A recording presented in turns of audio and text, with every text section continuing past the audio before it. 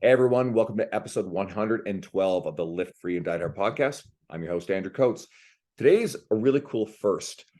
I have someone who is not technically a fitness professional or closely allied with our industry, but I actually welcome author Brad Stulberg, which is cool because I've read two of Brad's books, Peak Performance, that you did with Steve Magnus, and more recently, The Practice of Groundedness, which I just reread because I need to be plugged into that kind of stuff on a regular basis, and we're going to talk about that. But you also are a regular contributor to the New York Times. I mean, I was reading this, and I'm like, wow, you've written for the Wall Street Journal, Forbes, GQ, Time, whole bunch of other stuff. And you're also the co-creator of the Growth Equation program, and you're a fellow at the University of Michigan's Graduate School of Public Health. I mean, that's a pretty cool resume. So it's great to have you on the show. Thanks, man. It's good to be here. I appreciate having you. So I think we can start with how we got connected. I saw one of your posts on my friends, both Dr. Mike Isotel and Nick Shaw of Renaissance Periodization shared it. So I saved it, and I like finding other people's content. If it's good, I will share it on my own wall. I'll tag that person right at the top, so the way it actually directs people to find them. And you have great stuff. You and I actually share sort of similar style of graphics on social media. And this is why, for all the complaining about social media, people, all the negative, what have you, I like the power of it to connect good people. And then I turned around and shared you with a couple of my friends that led to some cool conversations like Luca Hocevar and Jonathan Goodman. And I mean, like supporting people who are talking about cool things. So that's my mindset. Yeah, I really appreciate you for doing all that. I think that social media is a tool, and like any tool, you can use it effectively and to your benefit, or you can use it without intention and deliberately, and you end up driving a nail through your finger, and it's miserable. There you go. So I wanted to preface that. And we took, obviously I mentioned your book, The Practice of Groundedness, and I reread it. And I think the thing that might be the most valuable is to actually pull out a concept you talked a lot about, which was heroic individualism. And there were sort of two things that you had said. And I'm listening to this going, wow, I am so bad for that mindset of feeling like I have to do it all. I'm going to get you to explain it. So I definitely catch myself being caught in that mental trap. But there's another side of it too, where you mentioned how the fitness industry is also bad for a lot of marketing that reflects heroic individualism. And what I'm talking about with me internally and this are actually two different things. But I wanted to open it up and have you explain what it is, where the problems lie, and we'll just go from there. All right. So the way that I define the entire problem that the book is trying to solve is using this phrase heroic individualism, which is a constant game of one-upsmanship against yourself and others, where measurable achievement is the predominant, if not only measure of success. So you constantly have to be better than you were the day before, and you constantly have to be better than other people. And we're judging better based on something that we can track. So weight on the bar, number of coaching clients, number of followers on social media, you name it. And this is really nuanced and tricky because there is so much value in trying to be better than you were the day before in personal growth and personal improvement and working hard and being consistent. And yet, what can happen with heroic individualism is the focus on that measurable result gets so strong that you almost forget about why you're doing the thing in the first place and you chase that result. And that's when you can get reckless and get yourself into trouble physically or emotionally. So I know that this podcast is predominantly listened to by folks that train hard or that help others coach to train hard. You can think of it like the athlete that is nearing some kind of arbitrary benchmark number. So maybe it's a 400-pound deadlift or a 300-pound bench press, whatever it is. And the athlete that gets really obsessed about that number, they're the one that's generally going to make a reckless mistake in their training. And that's going to cost them. Whereas the athlete that can want to hit that goal and want to hit that number, but focus more on the process, hold that goal a little bit more lightly, they'll enjoy their training more and they probably won't get injured. So I think a lot of people that's going to resonate with a lot of people. I think for the fitness professional, one of the risks, so I'll sort of try to explain where I feel that pressure. Yeah. definitely feel very achievement oriented. And one of my favorite books that really aligns with something else we'll talk about than the arrival fallacy is The Gap and the Gain by Dr. Benjamin Hardy and Dan Sullivan. And it's this whole idea of always look into the horizon, which if you've ever driven across prairie, cross country, you never get there, right? There's always the Yep. same horizon. And you struggle to really enjoy and feel satisfied with the wins along the way. And you're always caught up in, well, the next thing I have to do. I will give a great example. I mean, I've made a mission of mine to grow Instagram following. And you and I have talked about this. We share that same mission because there can be a lot of good. People will say, "Oh, it's a vanity metric, blah blah blah." I find that's a bit of a sour grapes attitude for people who've failed to put in the effort, have a plan, a strategy, just haven't had any success with it. At the end of the day, we talk about building email lists. We talk about, in your case, you want people. What have your books been? You sold what, 350,000 copies of your books? Is that the Yeah, number? across all three. Yeah. Yeah, exactly, right.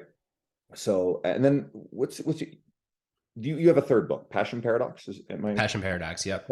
okay? Good, because I haven't read that one. I really should. So we are trying to get good ideas in front of more people. A social media following is just one of the ways that you reach more people. So I like to look at it in that term, in that positive. But as my following has grown, I 100% feel that it's never enough. You want more. I will Hmm. later today, based on pacing, top over 100,000 followers. Neat. By the time this is aired, it'll be more than that. But there's, for a very long time, that felt like a very distant goal. And it's both just another number, but it is sort of a significant milestone, I suppose. We attach things to like that to round numbers. But I absolutely, along the way, as I've hit 10 and 25 and 50 and 75, there's a moment of, okay, cool. And then it's like, all right, immediately it shifts to, okay, cool, continue. And no, I don't want people to think it's the only thing I'm obsessed with or what have you, but it's in there as you've made it this purpose for all the good that it brings and the opportunities that it brings. That's the trap. What you're That, describing is it's that never enough. Because my guess is, if when did you first get on Instagram? So I've been messing around with purposelessly with Instagram, probably my guess since maybe 2017-ish. I don't know. I turned it And, off a little while way back. and I when did you get more serious about it? January of 2020 with 3,000 followers. So imagine if in January in 2020, I would have said, "Hey man, do you think you'd be happy with 100,000 followers?" You You'd be like, probably would have been like, "Heck yeah!" Like I'd be content. I wouldn't feel the need to do more, so on and so forth. And now you get there, and you're telling me that you might hit 100,000 today, and you'll probably be happy. It'll be a nice number, and then it's like, all right, like exponential growth, baby. Let's go. Let's get to 150 or whatever the next number is. And that's nothing. That's nothing like unordinary, right? We as a species evolved not to be content. It is not in our nature to be content. The reason for this is way back, our prehistoric ancestors on the savannah, there was tons of scarcity, right? Not a lot of food. So if you had a kill hunting and you had food, or you're gathering and you found a surplus of grain, berries, what have you, you couldn't afford to be content. You couldn't just chill out and eat it and then hang. You had to get on the bandwagon for your next hunt. You had to keep foraging because you never knew when that time of famine was going to come. So this is very much in our DNA. In neuroscience speak, dopamine, the neurochemical that is associated with striving, is much stronger than serotonin, which is the neurochemical associated with liking. So we want to strive. We get energy from striving. We get hooked on striving much more than we get the feeling of contentment. So this is just in our nature. And I think it's almost impossible to turn it off unless you like go to a Zen monastery. And there's no, and you laugh, but I say that seriously because there's a reason that monks are in a monastery. They're removed from all of these worldly metrics. So if you're going to live outside of the monastery, you're going to have to play this game and you're going to have to be aware of these traps and learn how to work with them. there's another lens through which we can look at this too. I've been talking about this a fair bit recently on the podcast. It's another human drive. It's a drive for status because humans perceive, you know, everything in life through the lens of status. And I try to caution people in our industry because status driving is also very common. And I just had my pal Steve Krebs on, and Steve is very clear in saying that it's actually okay to want success. It's absolutely an okay thing.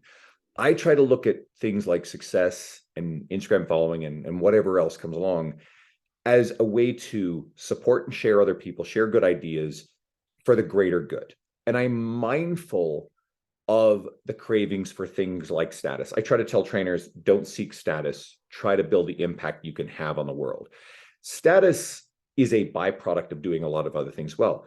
You, as a published author of some very popular mainstream books, you gain status. You have achieved a status as a result of that.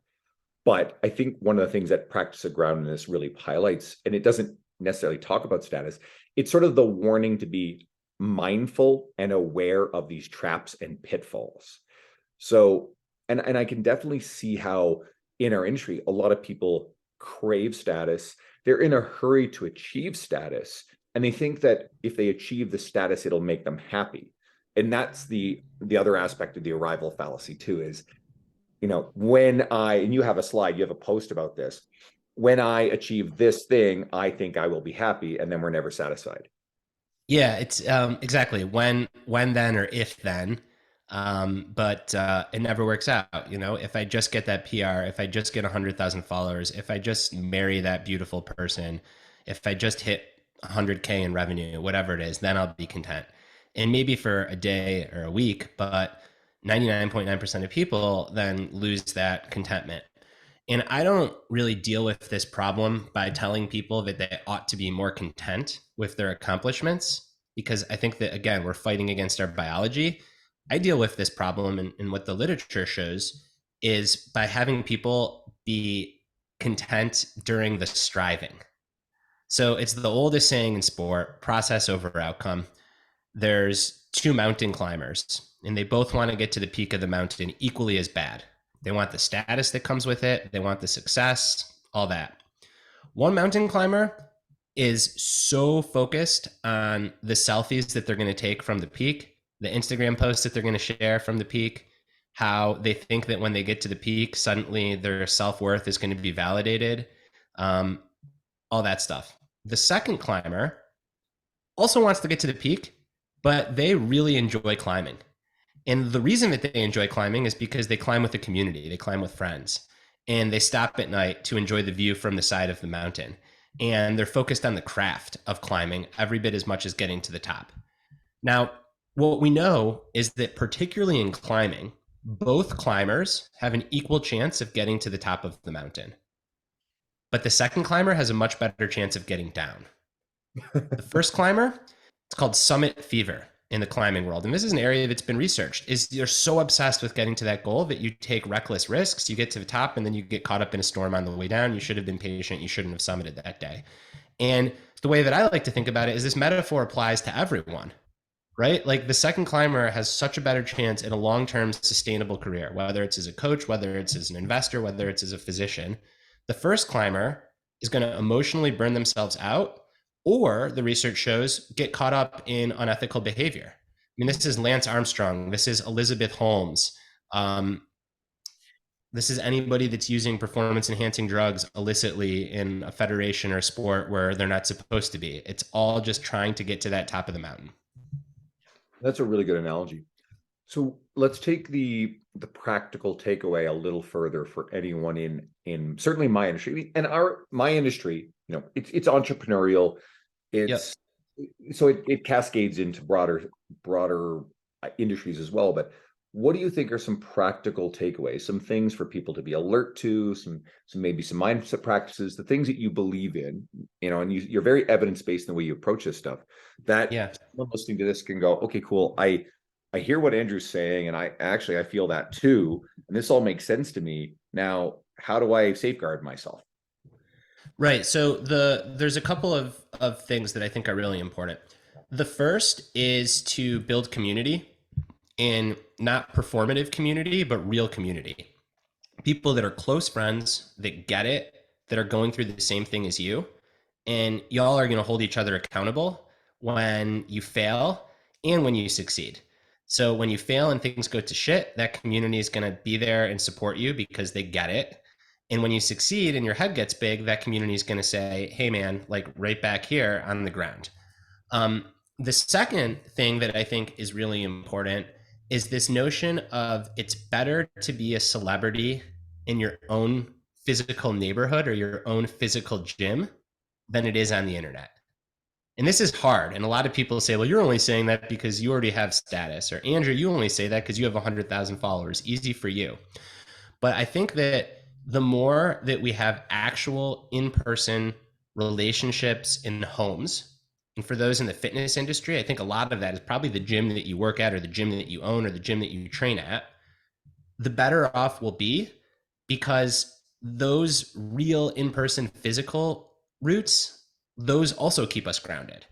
And I find in my own life, the times when I get restless and when I want to push for more and more and more on the internet are the precise times when I haven't made time to hang out with friends in real life. Or when I've prioritized efficiency so much that instead of going to the gym that I train at, I train in my basement so that I can like be home to get that Instagram post up or whatever it is. And I do that for so long, or excuse me, I do that for too long. And I start to feel like crap. And I start to feel myself checking the phone more frequently or checking how many books I've sold or whatever. And that for me is a really good sign to double down on like in person community. And then I think the third thing that can help with this is something I alluded to earlier, which is just to look back at wherever you started and ask yourself, like, would I have been happy then if I had what I have now? And for a lot of people, the answer is yes. So it's just like a really nice cue to pause just for a second and like have a moment of gratitude for where you started and where you're at. And then the last thing that I'll say that I think is really important, particularly for entrepreneurs that work in fitness, where there's just so much um, hustle involved, and there needs to be hustle involved. One of my best friends owns a gym and a personal training program. Like, I get it. Y'all work really hard and for good reason.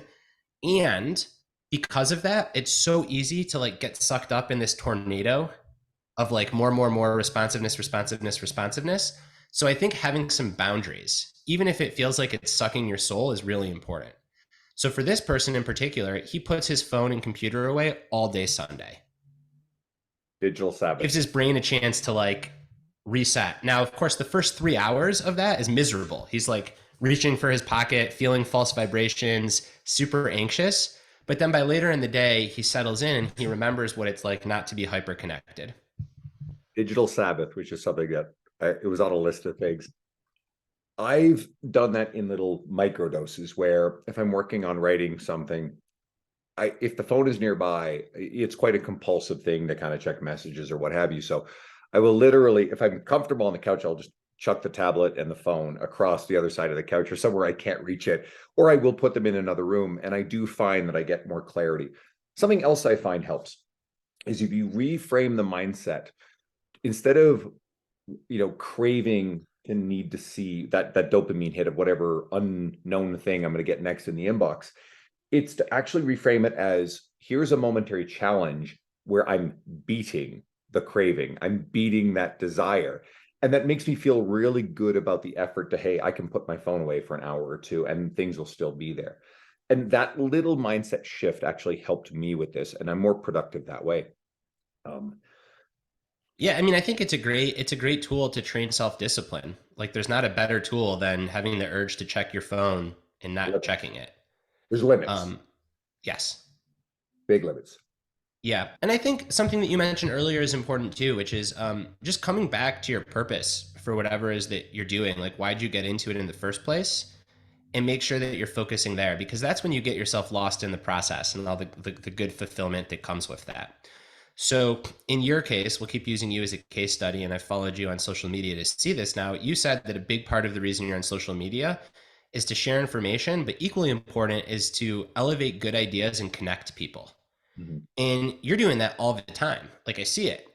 And that just shows that like you stay true to your purpose. For me, social media is the entry point to people that I ultimately want to move towards reading or listening to my books Mhm. because I believe there's a lot of value in my books. So if I'm suddenly on social media, posting pictures of my training or whatever it is, that could be totally appropriate for someone else, but for my goals, it doesn't make sense. So it's about getting real clear on what your goals and what your purpose is, and then sticking to those.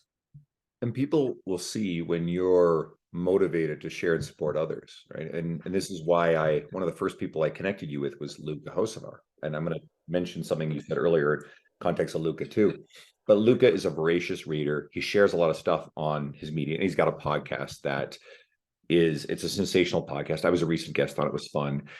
And I felt like Luca would value a connection to you a lot, and I felt like you would value a connection to him. And so I did it because, hey, I think this would benefit both of you guys, not because I'm like, hey, Andrew, I want a pat on the back for doing this. I'm not interested in that. Most of the stuff that I do like that actually goes unseen. It's like the iceberg under the water.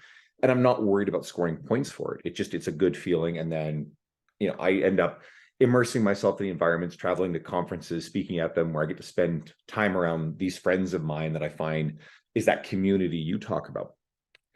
I will say this for the people listening, I've echoed this before. Be very careful about watching what Luca does on his social media, or even like just you see the output and the amount of things that I'm juggling. We are probably wired to handle that level of work and go, go, go. And if you feel pressure to try to keep up with that, that's a recipe for misery. Okay. So it's really important that you guys find what are your boundaries, what are your goals, what's important to you, especially if you got young kids. I mean, you're not gonna be able to do the kind of crap that Luke and I are doing.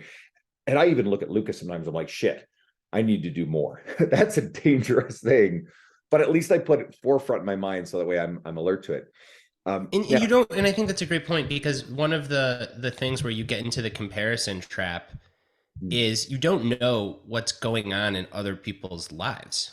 So, like you mentioned, someone that has young kids or a puppy, or someone that's training 80 elite athletes in person, isn't going to have the time to post at the quantity and quality, which is really important, that someone like you does. That person's not better or worse than you. Given their current life goals and their current situation, they have different priorities and different places they use their energy.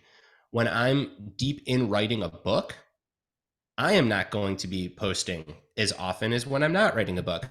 I'll probably never post as often as you. Well, I shouldn't say never, but I can't imagine I am. Again, because your work is you've built all this information on evidence-based training, and now you want to get it out there and connect people. That's your primary work and coach. My work is to write a book. So it's just knowing what your goal is, and that can change over time, but then staying true to your goal and not comparing yourself to someone that's playing a different game. It's like if you are really in if having a certain body weight or having a certain like speed to power ratio is really important to you and you're comparing yourself to the heavyweight power lifters, well, they're playing a different game than you. And I'll flip this one around too, and it's more of a nudge for you because you're already doing it. The fact that you've written 3 books, there's a fourth on the way, and there are a ton of words, a ton of concepts, a ton of ideas.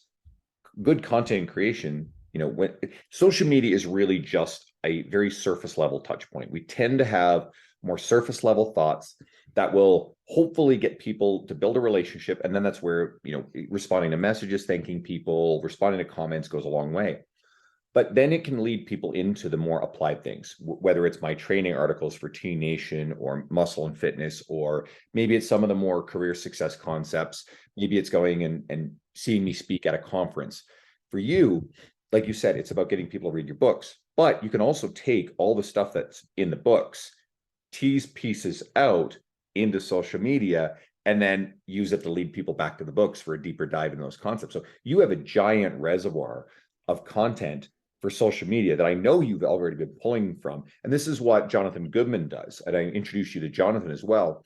Jonathan's written 10 books, on fitness concepts. He has and tons of articles through his website.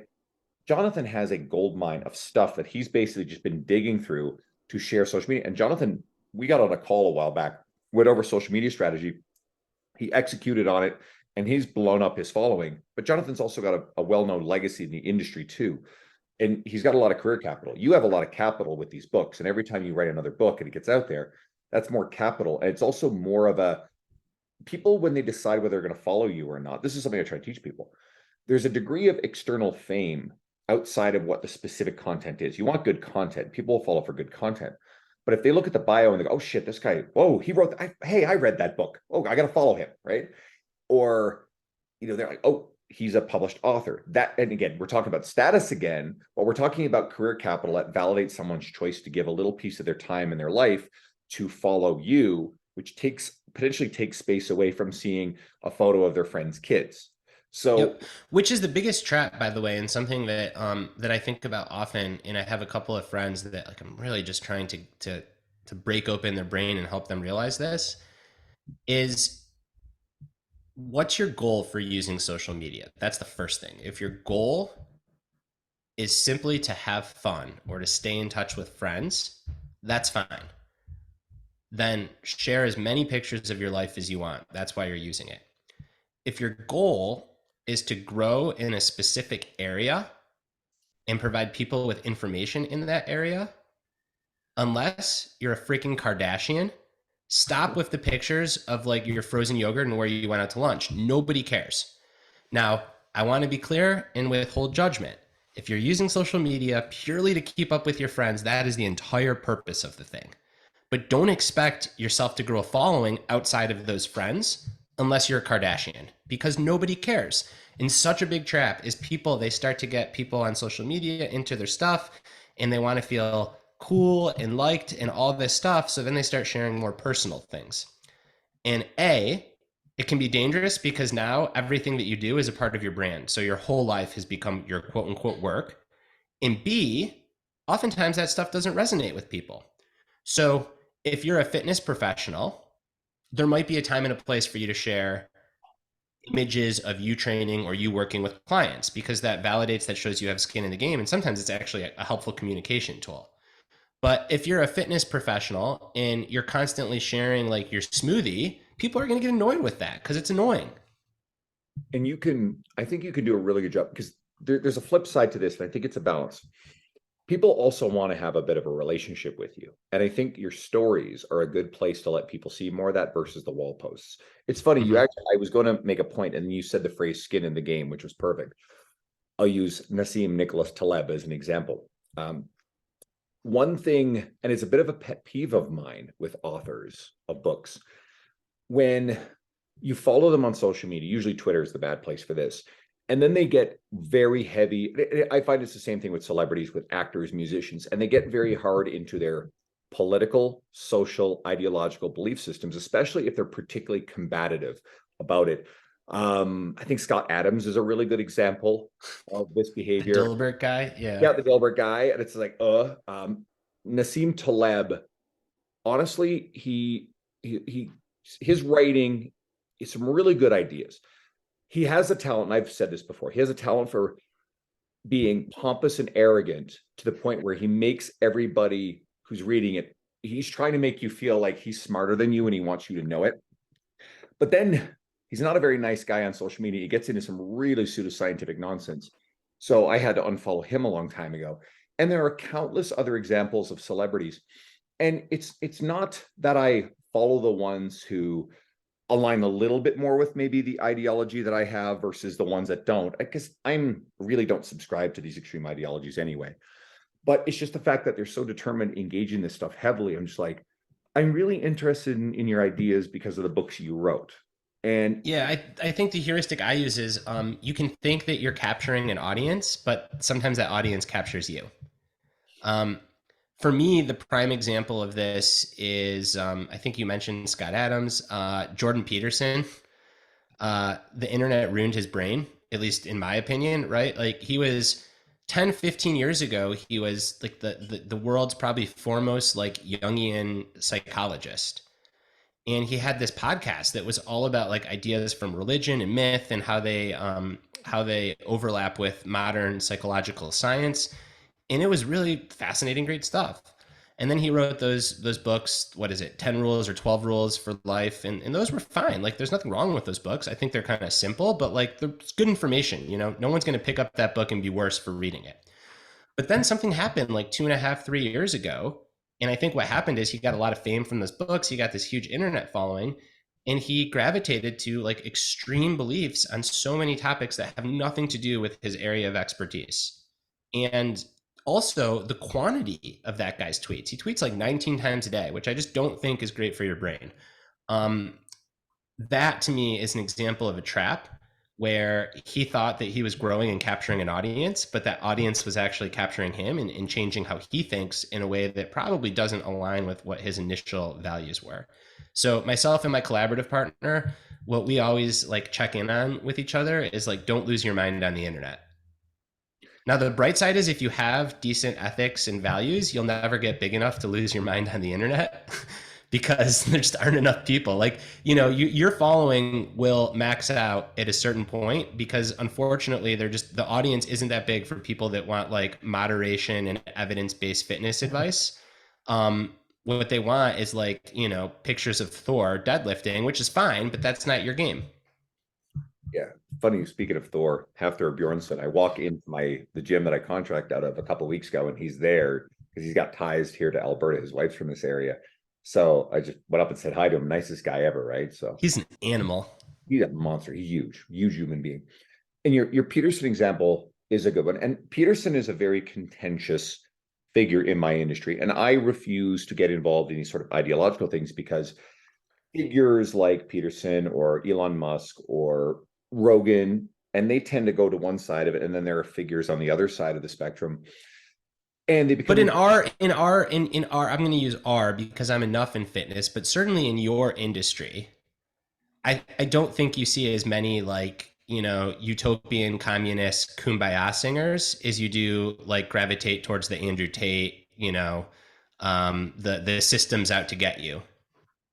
Tate gets really extreme, and again, I'm really careful what I say with these things because we all have values and principles, and I am comfortable saying this. That I consider myself a very classic liberal. Now, people hear the L word and they're freaking out. It's like classic liberals are pretty different from maybe sort of more of what the modern thing. And I think For sure. and again, this is getting into weird territory, but we can talk about this. The modern, I find that there's much more tolerance for authoritarian belief systems. And again, there's political authoritarianism in like what we're seeing in Iran and China and Russia. But then there's this attitude that shows up on both ends of the ideological spectrum that basically thinks that they can tell through law or whatever other force they have, people what they can say, what they can do, how they can live their lives, what rules they live under.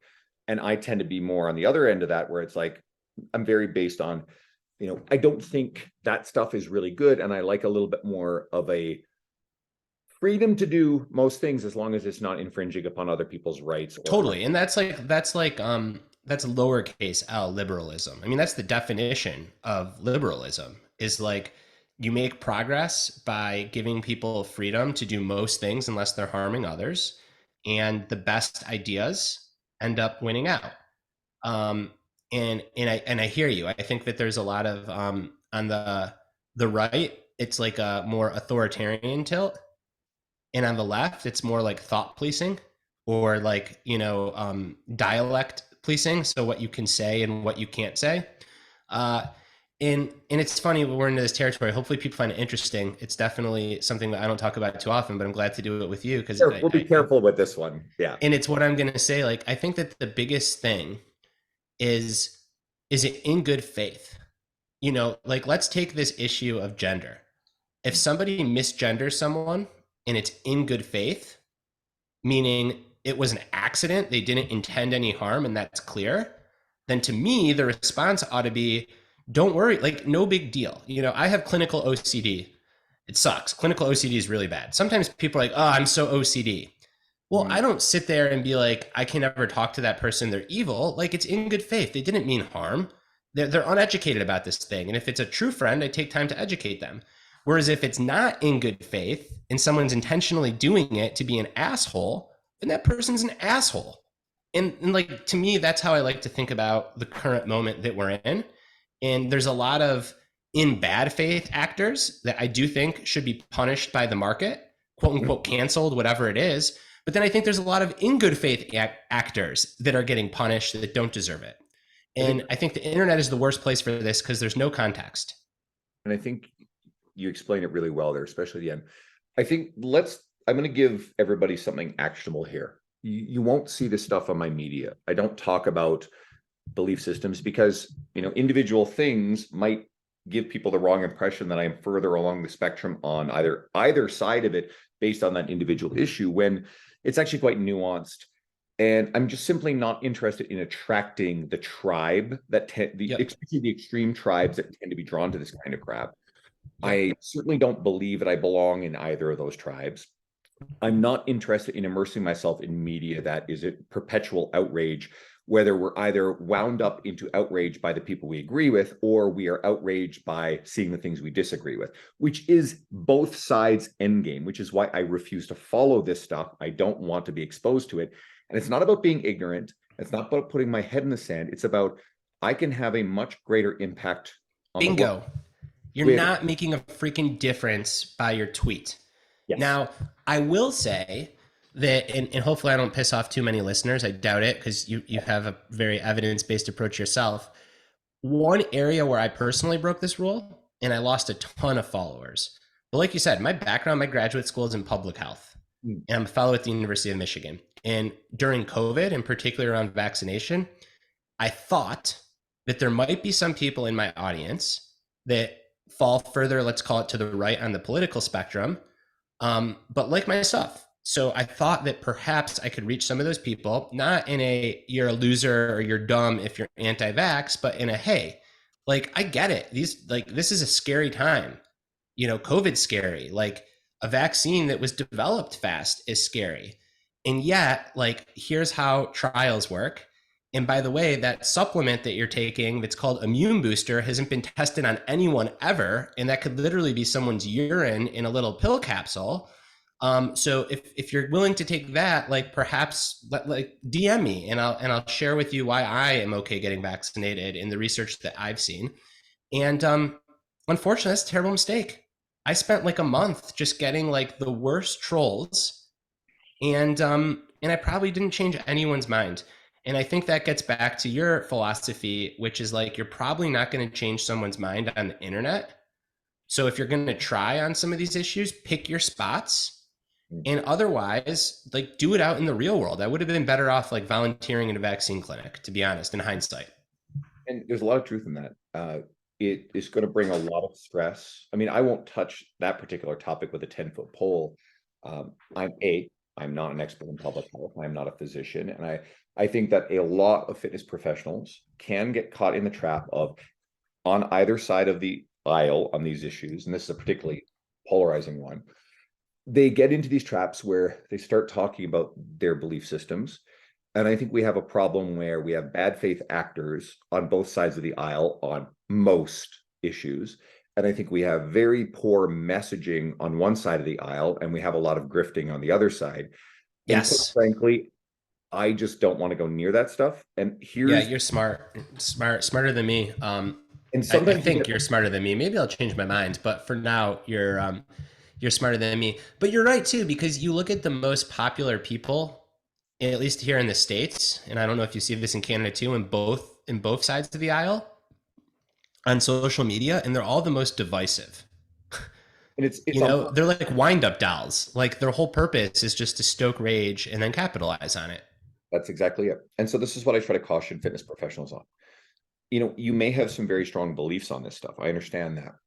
But it's people trying. What do we talk to our clients about? Focus on the things we can control and try not to just get defeated by the things beyond our control. All this sort of stuff is meant to make us feel like everything is scary. And I know we're off fitness, but we're really on career and life and the groundedness. So it is on theme of this episode. If you are determined to really plug into this stuff, or God forbid, really push it on social media or police what other people say about it. First of all, if someone comes in and starts trying to police me on any of these sort of things, or encouraging me to take sides or to have, say anything, I'm not hearing that at all. Because like, listen, I'm not we already talked about that. I'm not participating in this stuff. I'm Yeah, not. and I think just to interject real quick, I think the thing there is like there's a difference to me between someone trying to quote unquote police what you're saying and someone having an in good faith like conversation with you. And in that difference again is like, hey, you know, you said this, here's what I think you mean, here's how I'm interpreting it. Like, have you considered this? And I Now, think that generally speaking is very different than, something that I get, I've picked on the far right a lot, something that I get from people on the left is like, this is oozing of privilege. To which I'm like, yeah, I do have privilege. Like, and as someone that studied public health, none of this shit matters if you're homeless and your basic needs aren't met. But that's not my audience. And if it was, every single day I'd write the same thing, which is like, we need to fix homelessness, and I don't know how. And but that's not what I'm doing. That's not the game I'm playing. Um, and it's like if you're sitting on Instagram with the time to read my stuff and comment to me, you probably have some privilege in your life too. And there, you said something in there that I think is important. And every once in a while, I mean, I think my stuff is reasonably tame in terms of anything that would ever be considered divisive. But people will find things to argue about. Anytime I say anything positive about the gym, there are people come in and like, oh, you know, blah, blah, blah, gyms are terrible. You should get outdoors. And it's my usual response. I mean, if it's fairly innocuous or thoughtless, I'll just go, you know, no one said that you can't go outdoors. These things are not mutually exclusive, right? You try to be reasonably nice. If they're obvious bad faith actors, I'll just delete them, block them, get rid of them. Like I just, that stuff is also not allowed to enter my space and my emotional well-being. And no one's entitled to just be an asshole to you on the internet. You can just kind of quiet them down. I I think I really just do want to hit on this because I have other questions for you. I think there are a handful of people who are very successful in our industry who have built a big legacy of creating great information, articles, maybe they've written books. They've built a really solid foundation, and they will occasionally deal with some things that are ideologically more polarizing. That is not the same as building an audience based on a lot of ideological polarizing stuff as you are still emerging as a fitness professional. I personally think it is a career killer to dabble in these narratives because most of the time, the people who deal in these narratives, they tend to reflect all of the tribal belief systems of one side or the other. And there's rarely individual nuance that I see. Now, private conversations one-on-one offline, most people are more nuanced. So I Yeah, think as for far as sure. fitness And there's professionals and go, let me give you like one big example where I see this in fitness is you could have someone that is quite, let's say, let's use the word progressive on gay rights, believing that there's a fair amount of racism, so on and so forth. But that same person could also think that dieting makes sense and that being overweight and obese is actually not healthy. Doesn't mean that we should judge people if they're overweight or obese, but like the science is pretty clear. You know, I once heard from someone in the fitness industry that someone said that like diabetes is just like a remnant of the patriarchy, it's not real. And I'm like, you know, have you ever been in a hospital and seen a diabetic amputation? Because that's about as real as it gets. So to me, that should like that's the perfect example. Like in these tribes, then what happens is they completely collapse. And suddenly you've pissed off all the people that you thought you were making happy by your one statement, or vice versa. yep. And if you attract a tribe of people who are drawn to this extremist stuff and you deviate it from slightly, they will eat you alive. And I've Yeah. watched the exact example you said. And I just raised my hand there when you said a diabetic amputation is what killed my grandfather. Mm, I'm So sorry. no, and that's what it is, right? It's just like that generation, you know, he's a 4 pack a day smoker. He's a very successful doctor and probably had a massive net impact on, you know, basically built a hospital, you know, Yeah. powerful on of good, but ultimately that lifestyle was a little different. So I've Right. also So that's where I don't have time for that bullshit of again, like and but these things are nuanced. Here's what you can't say on social media. I once tried so hard to do this, Andrew, and I think I did it well, but it was like not at all a popular post. And this is on Twitter where I have over 80,000 followers. And I basically said two things can be true at once. The first is that fat phobia, fat shaming, judging people based on their weight, people receiving different treatment based on their weight is absolutely a bad thing. It doesn't help anyone. What is also true is that being overweight and obese is associated with decreased longevity and decreased quality of life. Both of those things can be true at the same time. Mhm. But no one wants to hear that, at least not in social media.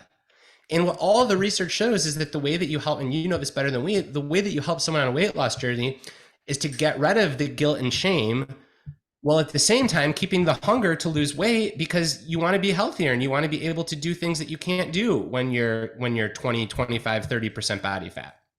I guess not 20, that's pretty healthy, but 25, 30, you get the point.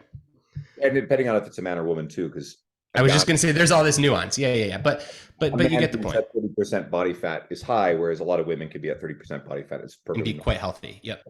And this is why I point a lot of people to Brene Brown's work on shame, guilt, because I think Yep. coaches should read that stuff. It'll really help with those conversations. And then the evidence-based nutrition stuff, which is Mike Isertel, Renaissance Periodization. It's The Hungry Brain by Stefan Guillenet, which is a great one of my favorite books. And that for readers, that is not just a nutrition book. That is a book about our brain and everything. One of my favorite recent books, phenomenal book. We're going all over the place, but I hope listeners find it interesting.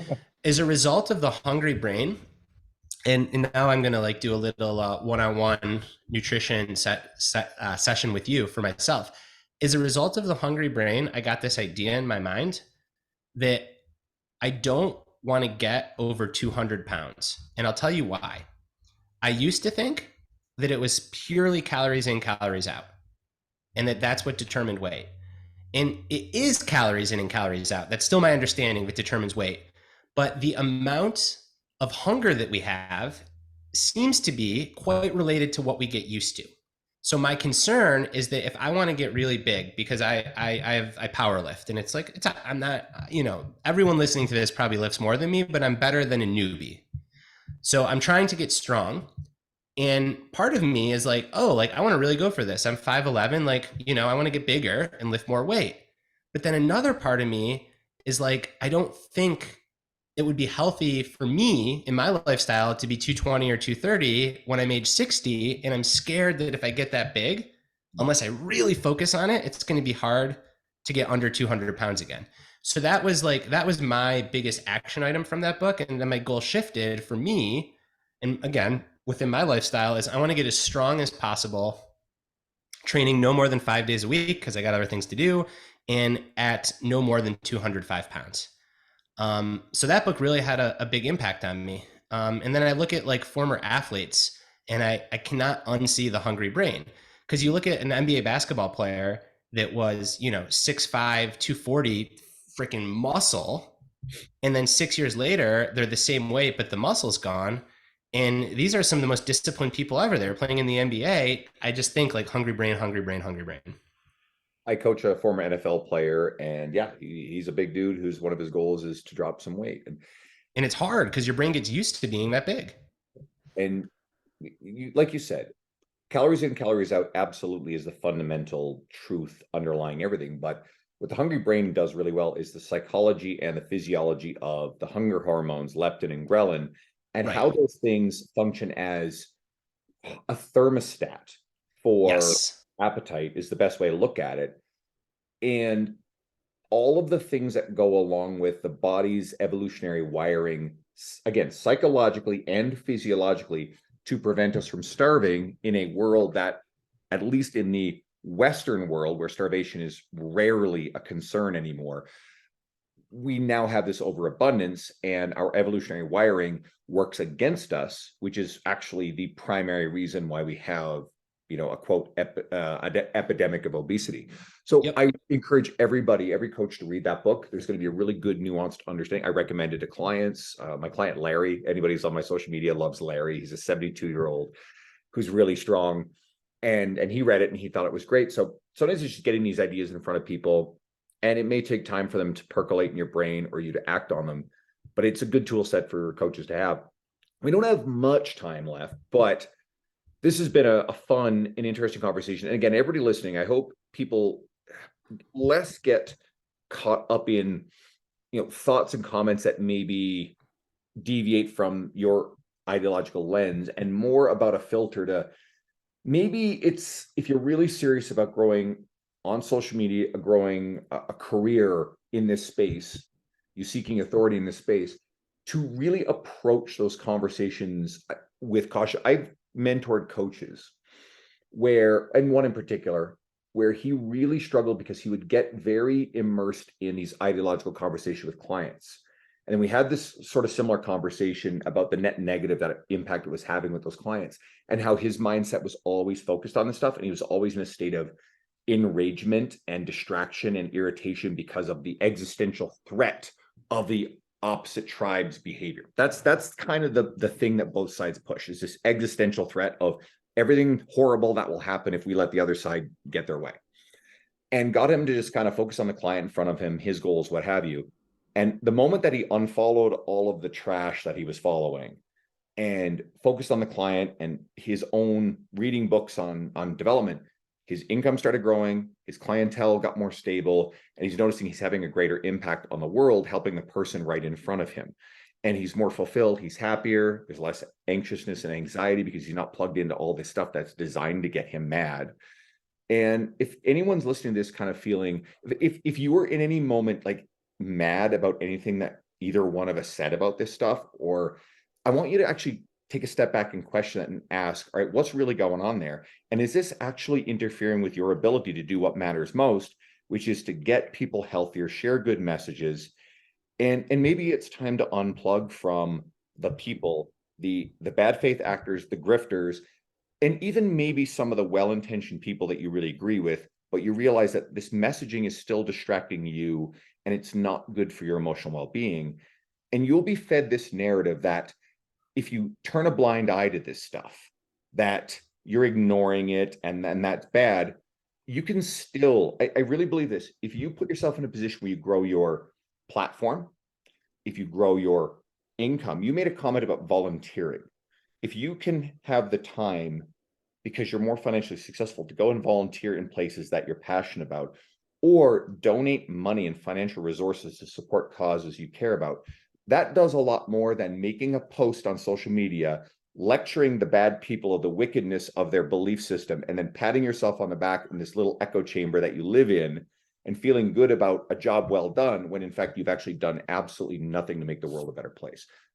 I hope that hits home. That's a great rant. And I couldn't have said it better myself. And I think you mentioned this earlier. Like, if you are someone that has developed a large platform and people that really trust you, and you approach it in a nuanced way, and there's an issue that really matters to you, then I do think, like, okay, take your shot, and but then be careful not to get super caught up in it. And if people unfollow you or they don't want to work with you because of your opinion, then try not to take that personally either, and be like, that's on them. So yeah, I'm 100%, I'm 100% with you. And I think that the best thing to do is, again, get back to your local community, because like when you can have a beer with someone, generally, or if you don't drink beer or coffee, generally you can find some common ground on an issue. Now, there are certain people where there's no way you could have common ground, but again, don't let that piss you off. There's 7 billion people in the world. I would never get along with certain people, and that's okay. I don't need to get along with everyone, but that doesn't mean I'm going to sit there and respond to all their tweets. That's dumb. That's a waste of a life. And we know that one of the easiest ways to get people's attention is to argue, say something. The former president of America was a master of this, and he did it all the way to the White House.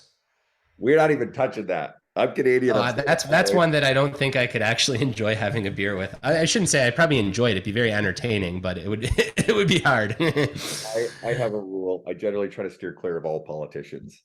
Yeah. Anyway, this is amazing. I hope that everybody listening actually took a lot of value out of it. And let me say something really quick, Andrew, too. We were all over the place, but I hope like what this hopefully showed, and it's something that I try to do, is A, you can bring humor to all kinds of things, and B, just like this is what being grounded is all about. Be intentional and be deliberate, and think about what game you're playing and what you're trying to do, and don't play someone else's game, and really focus on the process, because that's going to make you the person that you want to become.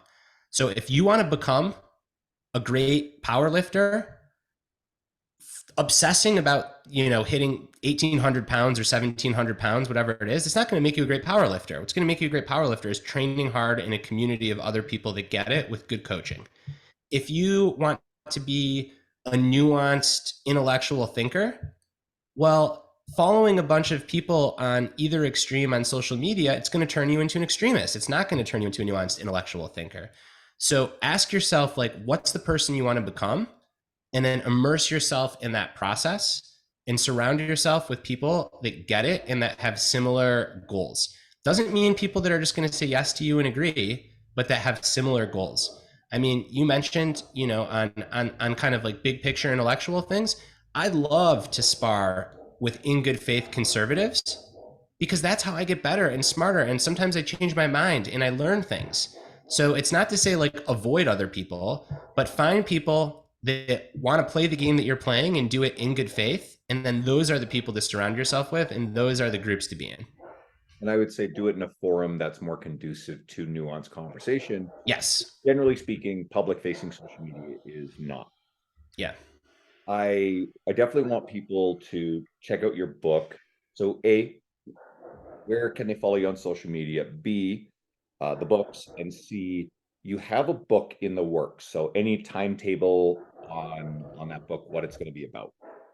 All right. So as Andrew knows, and you've been so helpful and supportive, so thank you. I'm on Instagram, and my handle is just my name at Brad Stulberg. I'm on Twitter at B Stulberg. I'm a little bit less active there because I've just seen Twitter not great for me. I take the bait too often, if I'm being totally honest.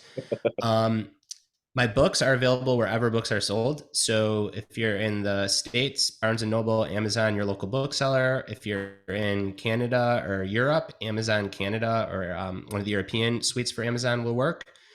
And my next book comes out in September of this year. So Andrew, you'll get an early copy, and maybe we'll be able to have another conversation about it. Oh, you'll be coming back if you want. I know that you'll also be making an appearance on Luca's podcast in the near future. Guys, keep an eye out for that. Anyone listening will know Luca. Luca and I travel in a lot of same circles. So this is a pleasure.